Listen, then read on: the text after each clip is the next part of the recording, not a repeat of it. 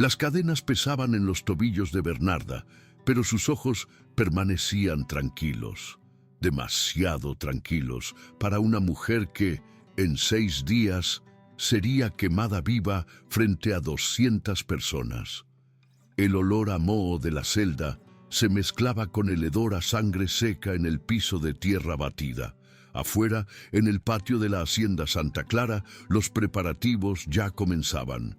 Leña apilándose. Invitaciones enviadas a las familias importantes del valle. Un espectáculo estaba siendo planeado para el cumpleaños del coronel Rodrigo de Alcántara. Doña Gabriela, la señora de la hacienda, había elegido personalmente el vestido que usaría ese día. Azul celeste, importado de Francia. Ella quería estar hermosa para ver arder en llamas a 2 mujeres. Pero, ¿qué había hecho Bernarda para merecer tal crueldad? Ella no había matado a nadie, no había robado oro ni joyas, no había intentado huir, aunque Dios sabe que soñaba con eso todas las noches. El crimen de Bernarda fue otro, un crimen que, para los Alcántara, merecía la pena más terrible que pudieran imaginar. Bernarda había osado crear un pequeño refugio de humanidad dentro del infierno, un rincón escondido en el fondo de los barracones donde guardaba memorias escritas, donde enseñaba a su hija María a leer, donde por unos minutos podían fingir que eran solo madre e hija, no propiedad de otros seres humanos, y por eso morirían quemadas, las 2, juntas. Pero mientras doña Gabriela elegía su vestido azul celeste, Bernarda sabía algo que la señora de la hacienda desconocía, algo que hacía que sus ojos permanecieran tan aterradoramente tranquilos en aquella celda fétida. El té que doña Gabriela tomaría esa noche ya estaba preparado. Y no era solo manzanilla. ¿Estás ahí donde quiera que estés ahora? ¿En el norte, en el sur, en el centro del país? Deja en los comentarios desde dónde nos ves, porque necesito que entiendas una cosa importante. Esta historia no sucedió en un lugar lejano y desconocido. Sucedió en nuestras tierras, en valles que hoy atraviesas en coche por la carretera principal en unas pocas horas. Sucedió en haciendas que aún existen, transformadas en hoteles y museos. Sucedió en una tierra que pisas, que respira el mismo aire que tú. Y sucedió con una frecuencia que nos negamos a imaginar. Por eso necesito que te quedes hasta el final de esta historia, que presiones la campana para no perderte los próximos relatos, que compartas para que más personas conozcan lo que realmente sucedió en estas tierras, porque la historia de Bernarda no es solo sobre una mujer, es sobre miles de mujeres cuyos nombres nunca fueron registrados, cuyas historias nunca fueron contadas. Y algunas de ellas hicieron algo extraordinario, algo que sus opresores jamás esperaban. Pero para entender cómo Bernarda llegó a esa celda con ojos tan tranquilos, necesitamos volver en el tiempo. Era 1847. Hacía décadas que las colonias buscaban su identidad, pero la esclavitud seguía siendo la base de toda la economía. En el valle, entre las montañas verdes, el café era el nuevo oro. Haciendas inmensas producían sacos y más sacos para exportación. Y cada grano de café costaba sangre, sudor y vidas.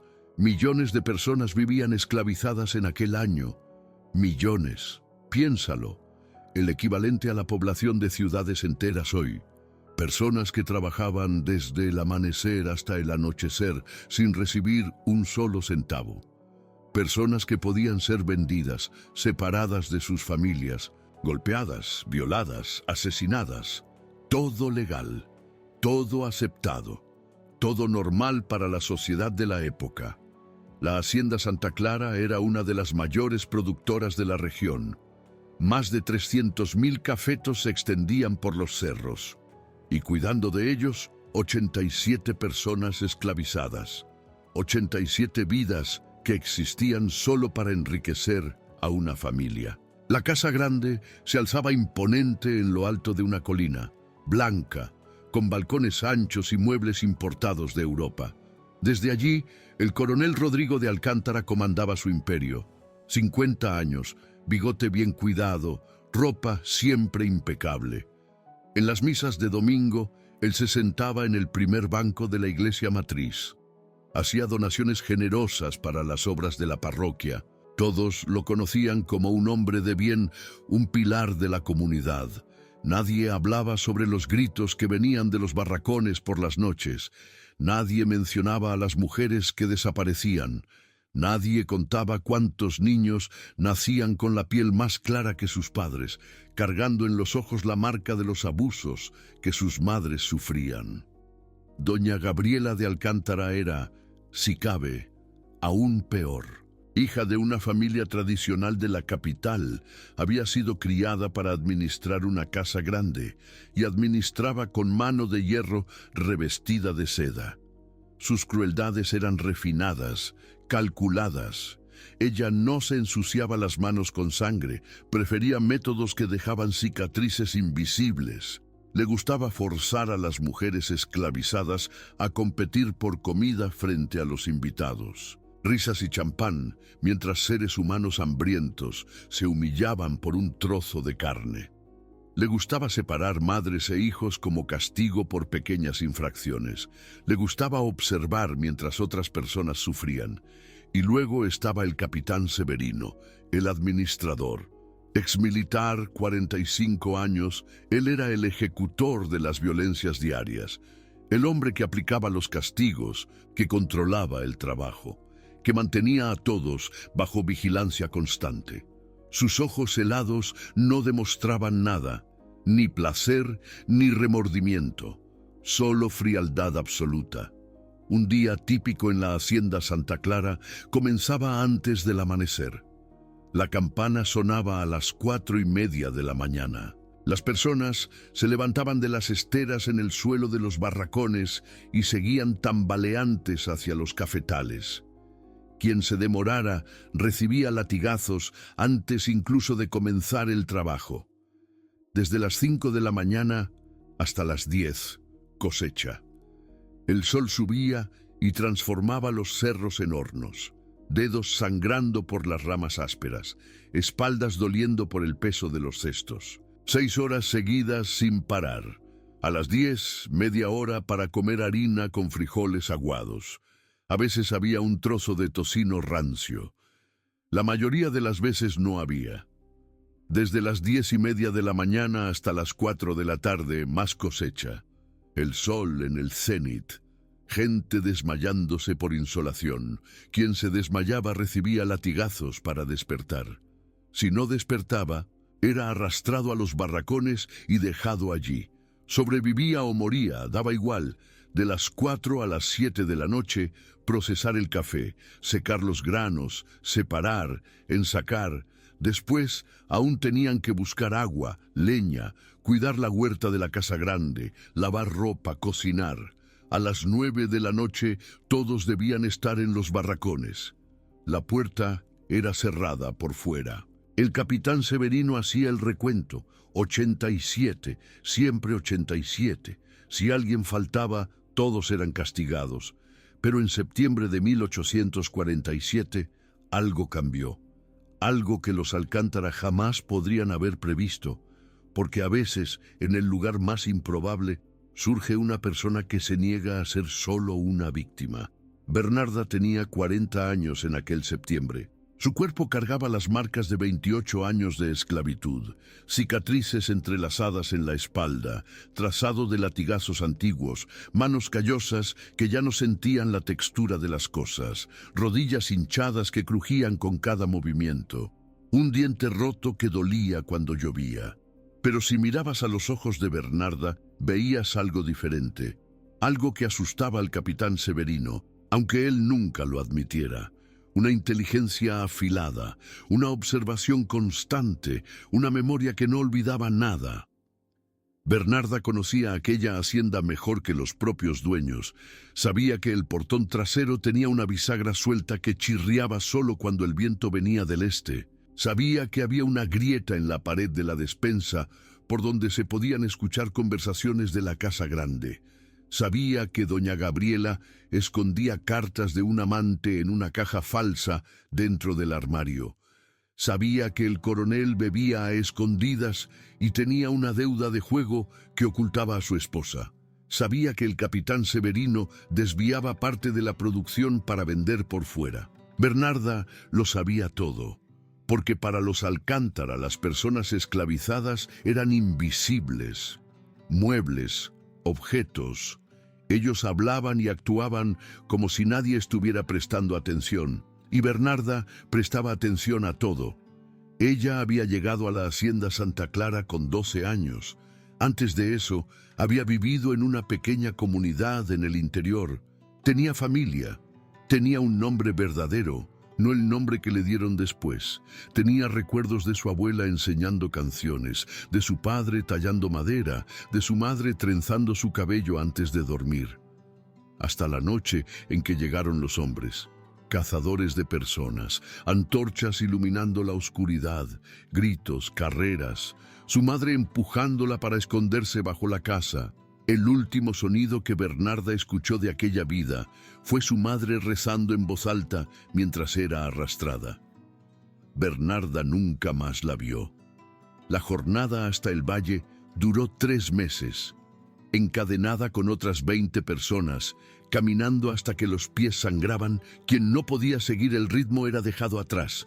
Bernarda aprendió rápido: sigue caminando, siempre sigue caminando. Cuando llegó a la hacienda, era solo una niña asustada que no hablaba. Pasó 6 meses en silencio total. Trabajaba, comía poco, dormía menos aún. Algo dentro de ella se había roto aquella noche. Fue una mujer mayor en los barracones llamada Rosa quien la trajo de vuelta. Rosa tenía 60 años y había perdido a todos sus 7 hijos, vendidos uno por uno.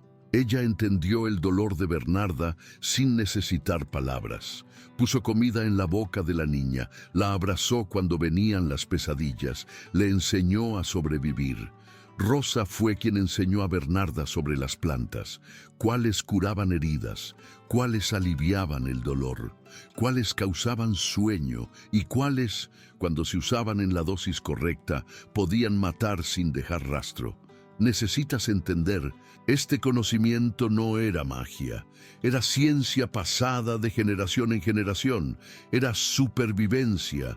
Las mismas plantas que curaban también podían dar a las personas esclavizadas un pequeño margen de control sobre sus propias vidas. Un té para aliviar el dolor de espalda, una pasta para infecciones y a veces, cuando no había más esperanza, una dosis final que traía un fin menos doloroso que la alternativa. Bernarda aprendió todo, memorizó cada hoja, cada raíz, cada efecto. Y cuando Rosa murió de fiebre a los 68 años, Bernarda continuó el trabajo. Se convirtió en la curandera de los barracones, la persona a la que las otras buscaban cuando estaban enfermas, heridas, sin esperanza. Pero Bernarda aprendió otras cosas también. Aprendió a leer, a escondidas, a trozos, juntando letras que veía en papeles descartados de la casa grande. Le llevó años, pero lo consiguió. Y ese secreto lo guardó solo para sí misma, hasta que nació María. María llegó cuando Bernarda tenía 23 años, fruto de una violación, como tantos otros niños en aquellos barracones. El padre era uno de los capataces, un hombre que Bernarda odiaba con cada fibra de su ser. Él murió 2 años después de una infección súbita que nadie pudo explicar. Bernarda nunca comentó sobre eso, pero María era diferente. María tenía los ojos de la abuela de Bernarda, aquellos que ella aún lograba recordar vagamente. Y mirando a aquella niña minúscula, Bernarda tomó una decisión. Criaría a María para ser fuerte, inteligente, preparada. Durante 17 años, Bernarda hizo lo imposible. Mantuvo a María cerca, trabajando a su lado siempre que podía. Le enseñó todo lo que sabía sobre plantas. Le enseñó a leer, escondiendo las lecciones en momentos robados. Le enseñó a observar, a memorizar, a pensar 3 pasos adelante, y creó aquel refugio. Un rincón en el fondo de los barracones donde nadie prestaba atención. Allí, entre tablas sueltas y sacos de estopa, Bernarda guardó pequeñas cosas. Una flor seca que María le había dado cuando tenía 5 años. Un trozo de tela azul que encontró en la basura de la casa grande. Hojas donde escribía memorias para que María no olvidara que eran humanas, que tenían historia, que tenían valor. Era poco. Dios, era tan poco, pero era de ellas. Era el único lugar en toda aquella hacienda donde podían por unos minutos simplemente existir, hasta que doña Gabriela las descubrió. Fue en una tarde de agosto. Doña Gabriela estaba aburrida, como siempre se ponía cuando no tenía visitas para entretener. Decidió hacer una inspección en los barracones. Algo que hacía de vez en cuando para recordar a todos quién mandaba allí. Ella revolvió todo, derribó esteras, pateó ollas, y entonces encontró el refugio de Bernarda y María, las hojas escritas, los pequeños recuerdos guardados, el trozo de tela azul. Doña Gabriela sostuvo las hojas con 2 dedos como si estuvieran sucias, leyó algunas líneas. Y entonces sus ojos se iluminaron con aquella expresión que Bernarda conocía bien, aquella que decía que había encontrado una nueva forma de causar dolor. Esa noche, doña Gabriela cenó con el coronel y anunció su plan, una ejecución pública. Madre e hija quemadas vivas en su cumpleaños, que sería en 7 días, un espectáculo para sus invitados. Al final, necesitaban mostrar lo que sucedía con los esclavos, que osaban tener pensamientos propios, memorias propias, dignidad propia. El coronel estuvo de acuerdo. Incluso le pareció divertido. Y así, Bernarda y María fueron separadas y encerradas en celdas diferentes. 7 días para esperar la muerte más terrible que se pudiera imaginar. Pero algo extraño sucedió en esos 7 días. Algo que confundió al capitán Severino e irritó a doña Gabriela. Bernarda no lloró, no suplicó, no entró en desesperación como esperaban. En cambio, se quedó quieta, muy quieta. Y cuando los guardias pasaban por la celda, ella los observaba con esos ojos tranquilos, demasiado tranquilos, como si supiera algo que ellos no sabían. Y lo sabía, porque Bernarda había pasado 28 años observando, 28 años aprendiendo. Y en los 7 días que la separaban de la hoguera, ella no estaba solo esperando para morir. Estaba ejecutando un plan. En la primera noche, Bernarda cerró los ojos y revisó mentalmente cada información que había acumulado a lo largo de los años, cada secreto, cada debilidad, cada rutina de la casa grande. Era como un mapa completo en su cabeza, construido pacientemente a lo largo de décadas. Doña Gabriela tomaba té de manzanilla todas las noches, siempre a las 9 en punto.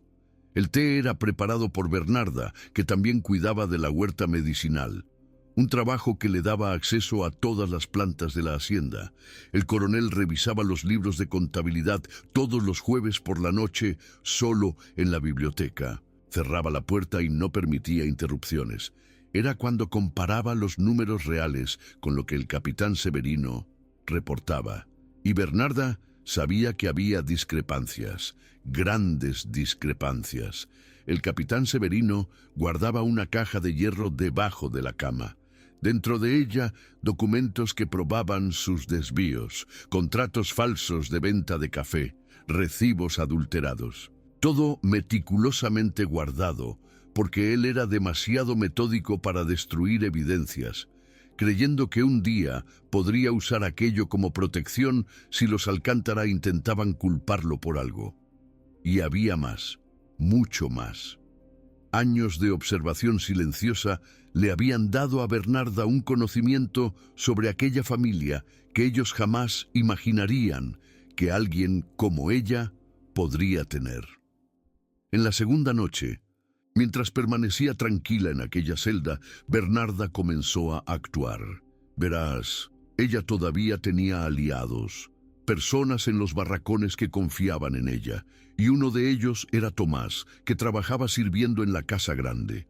Tomás tenía 16 años y le debía la vida a Bernarda, quien lo había curado de una fiebre que casi lo mata 3 años antes. Cuando Tomás vino a traer la magra comida de la noche, Bernarda susurró instrucciones, rápidas, precisas. Él escuchó con atención y salió sin demostrar nada, pero entendió. Esa misma noche, el té de manzanilla de doña Gabriela contenía algo más, no lo suficiente para matar. Bernarda no era tonta, una muerte súbita levantaría sospechas, pero lo suficiente para causar algo mucho peor. Terror. La planta se llamaba datura. En dosis minúsculas, causaba alucinaciones vívidas y aterradoras. Doña Gabriela despertó a las 3 de la mañana gritando que había serpientes bajo su piel. Se arañó los propios brazos hasta sangrar, intentando sacar serpientes que solo ella veía. El coronel llamó al médico a toda prisa, pero incluso con opio, ella continuó viendo cosas horribles durante horas. Al día siguiente todos en la hacienda comentaban que la señora se había vuelto loca, y Bernarda en su celda supo exactamente lo que había sucedido, como estaba planeado. En la tercera noche fue el turno del coronel. Tomás, siguiendo las instrucciones de Bernarda, había colocado la caja de hierro del capitán Severino sobre la mesa de la biblioteca. No la forzó. No era necesario. Solo la puso allí, donde el coronel la encontraría durante su revisión de los jueves. Y el coronel la encontró.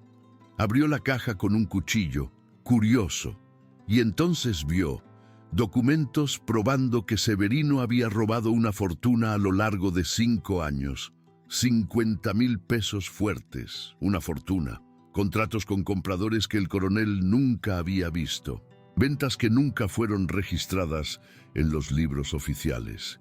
La furia del coronel se escuchó en toda la casa grande. Llamó a Severino inmediatamente. Las acusaciones volaron.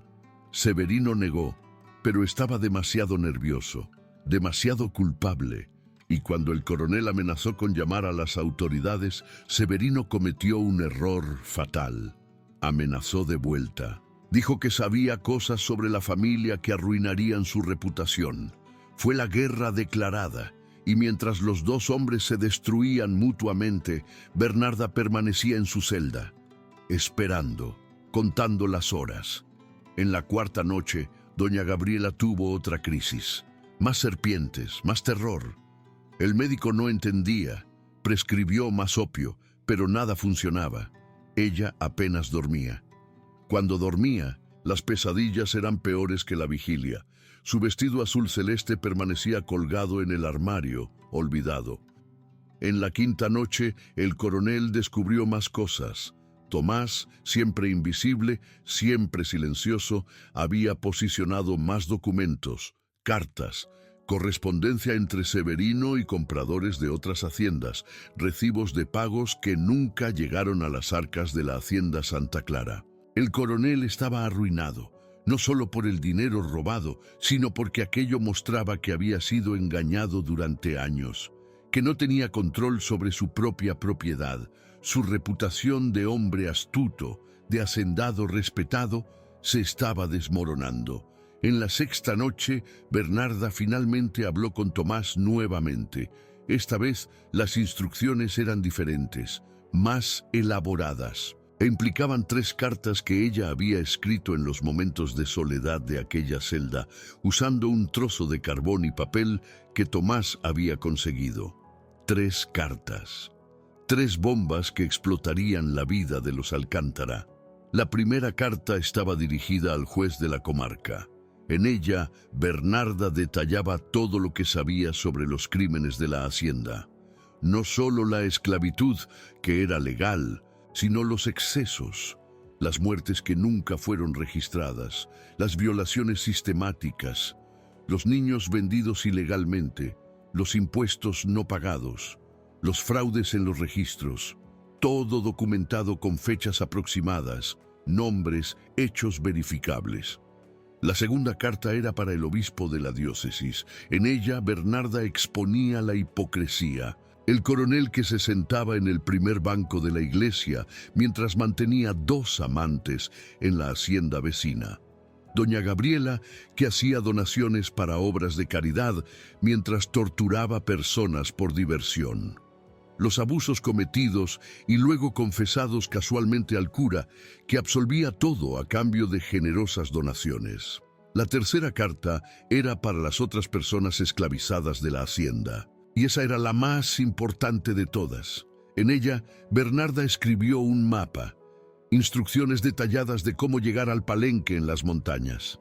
3 días de caminata hacia el norte, siguiendo el río, pasando por la piedra en forma de cruz, a través de la selva cerrada hasta la cascada. Allí había una comunidad libre. Allí serían recibidos. Tomás tomó las 3 cartas y las escondió. Esperaría el momento adecuado. Y entonces llegó la 7ª noche. La noche anterior a la ejecución, la hacienda Santa Clara estaba en caos. Doña Gabriela prácticamente no salía del cuarto, aterrorizada con las alucinaciones que no paraban. El coronel y el capitán Severino apenas se hablaban, la tensión entre ellos palpable. Los preparativos para la ejecución continuaban, pero de forma desorganizada. Nadie estaba realmente coordinando nada, y era exactamente eso lo que Bernarda esperaba. A las 9 de la noche, cuando la campana normalmente tocaría para que todos se recogieran, algo diferente sucedió. El portón de la celda de Bernarda se abrió. No fue forzado, fue abierto con una llave. La misma llave que Tomás había sacado del bolsillo del capitán Severino cuando el hombre estaba borracho, peleando con el coronel. Bernarda salió de la celda. Sus pies descalzos no hacían ruido en el suelo de tierra. Caminó por los pasillos oscuros hasta la celda donde María estaba presa. Abrió la puerta. María estaba encogida en un rincón, abrazando sus rodillas.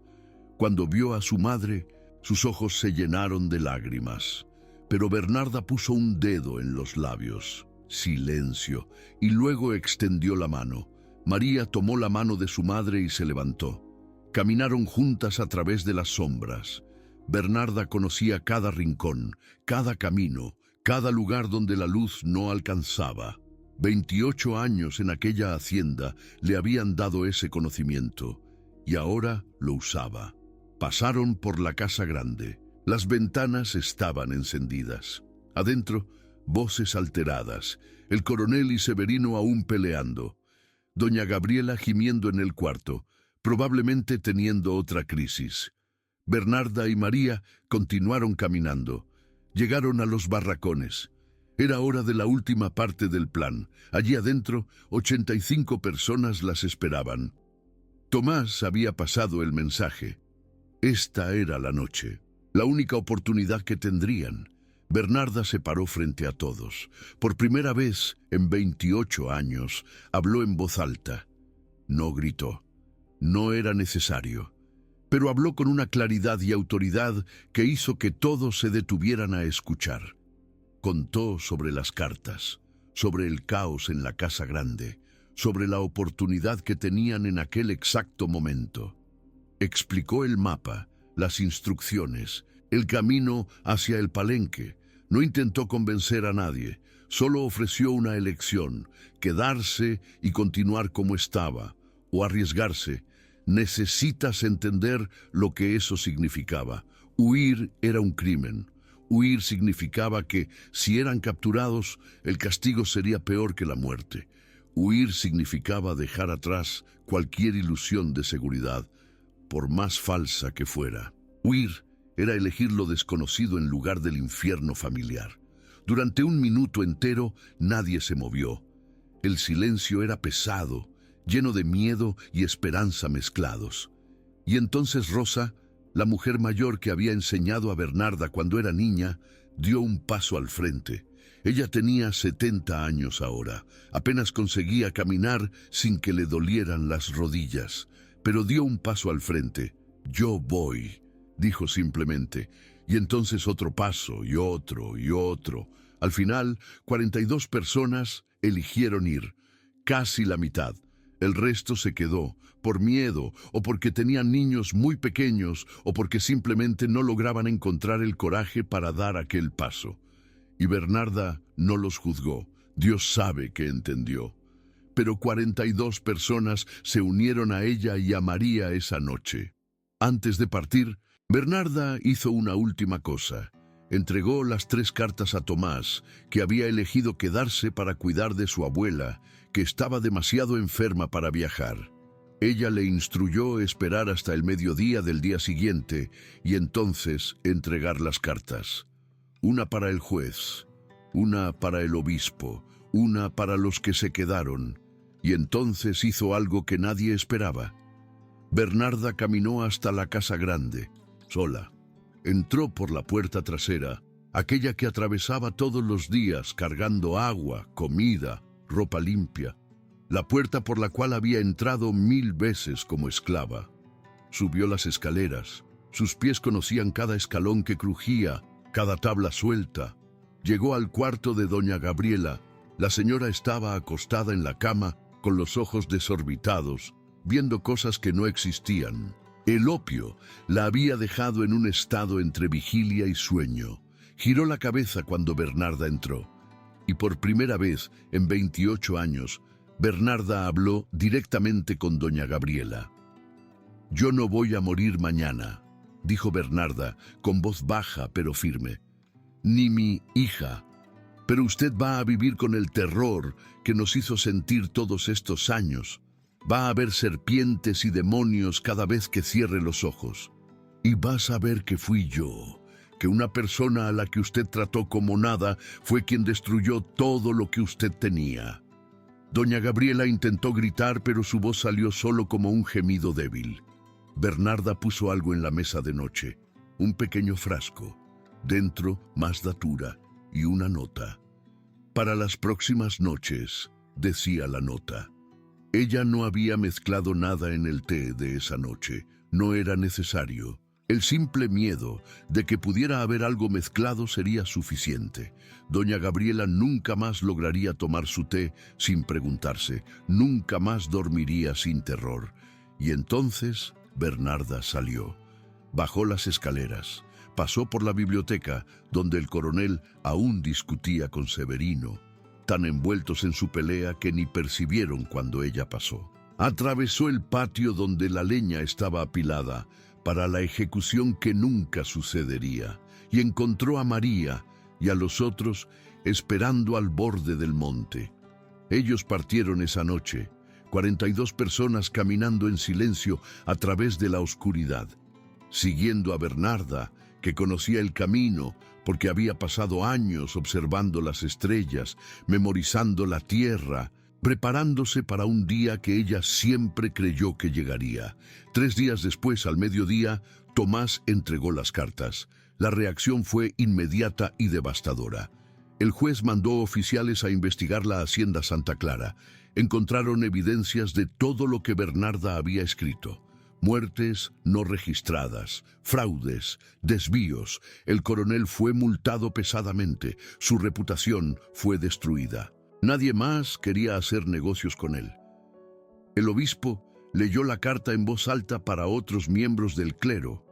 La hipocresía de la familia Alcántara se hizo conocida. Sus donaciones fueron rechazadas, fueron socialmente aislados. Y lo peor de todo para ellos, 42 personas habían huido, casi la mitad de la fuerza de trabajo.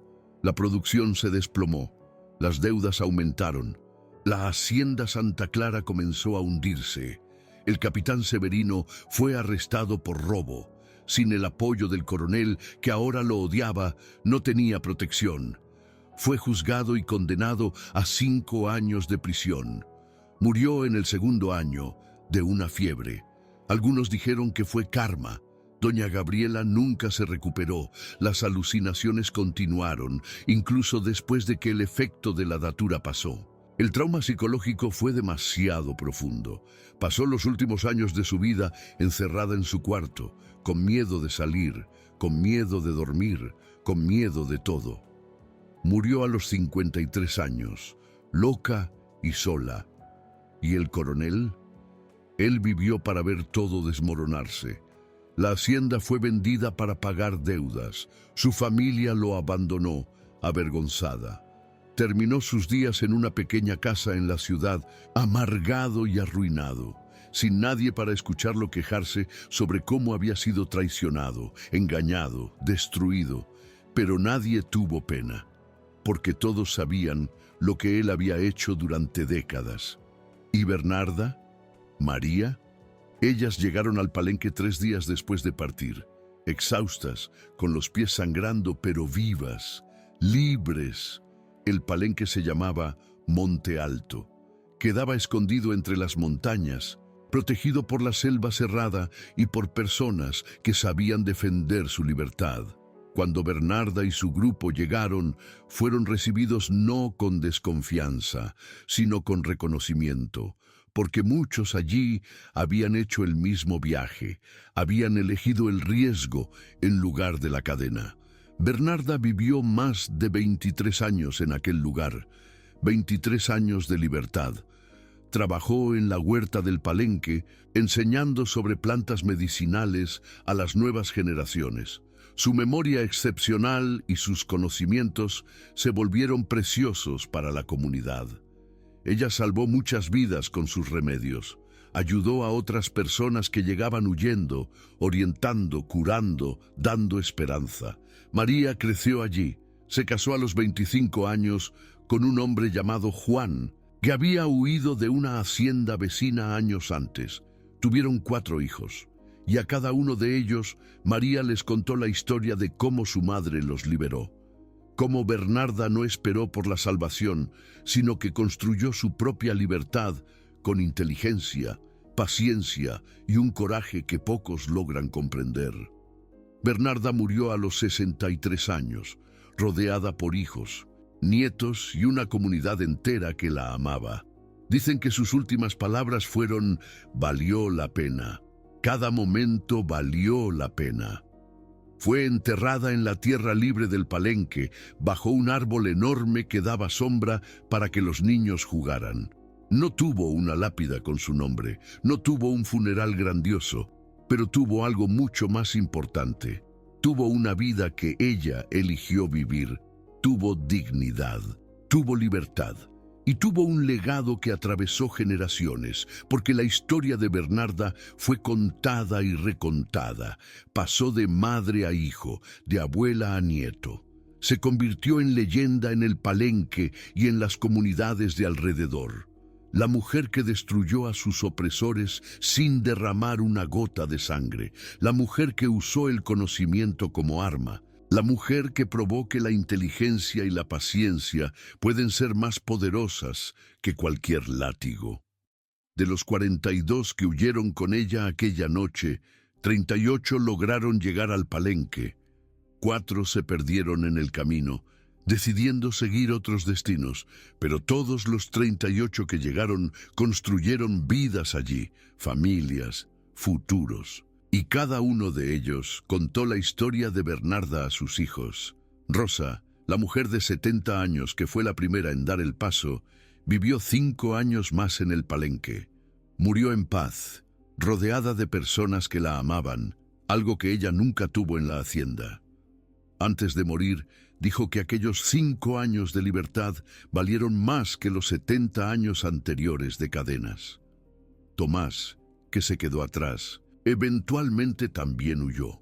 3 años después, cuando su abuela murió, hizo el viaje y encontró el palenque. Bernarda aún estaba viva y lo recibió con un abrazo. Él vivió allá hasta sus últimos días y siempre dijo que el coraje que vio en Bernarda aquella noche cambió algo dentro de él. La hacienda Santa Clara nunca se recuperó. Fue vendida en 1852, apenas 5 años después de la fuga. El nuevo dueño intentó revivir la producción, pero la reputación del lugar estaba arruinada. Nadie quería trabajar allí, ni siquiera personas esclavizadas compradas de otras regiones. Decían que el lugar estaba maldito, que por la noche se oían gritos, que fantasmas caminaban por los cafetales. No eran fantasmas, era solo memoria, el peso de décadas de sufrimiento impregnado en aquella tierra. En 1865, 28 años después de la fuga de Bernarda, la hacienda fue completamente abandonada. La casa grande se derrumbó, los cafetales se volvieron selva de nuevo, y donde antes había un imperio construido sobre sangre y lágrimas, quedaron solo ruinas y silencio. Pero necesito que entiendas una cosa muy importante. La historia de Bernarda no fue única, no fue excepcional. Fue una entre miles, tal vez millones de historias de resistencia que sucedieron durante los casi 400 años de esclavitud. Porque la esclavitud no fue solo un período de la historia, fue un sistema cuidadosamente construido y mantenido. Un sistema que transformó personas en mercancía, dignidad en crimen, libertad en algo prohibido. Y dentro de ese sistema, millones de personas como Bernarda resistieron. Resistieron de formas grandes y pequeñas. Resistieron huyendo, creando palenques, manteniendo sus tradiciones, protegiendo a sus familias. Resistieron aprendiendo a leer cuando estaba prohibido. Resistieron guardando memorias cuando querían que fueran borradas. Resistieron preservando su humanidad cuando todo conspiraba para deshumanizarlas. En el valle, donde sucedió la historia de Bernarda, existieron decenas de palenques. Algunos duraron décadas, comunidades enteras viviendo libres en las montañas, escondidas de la ley que decía que ellas no tenían derecho a la libertad.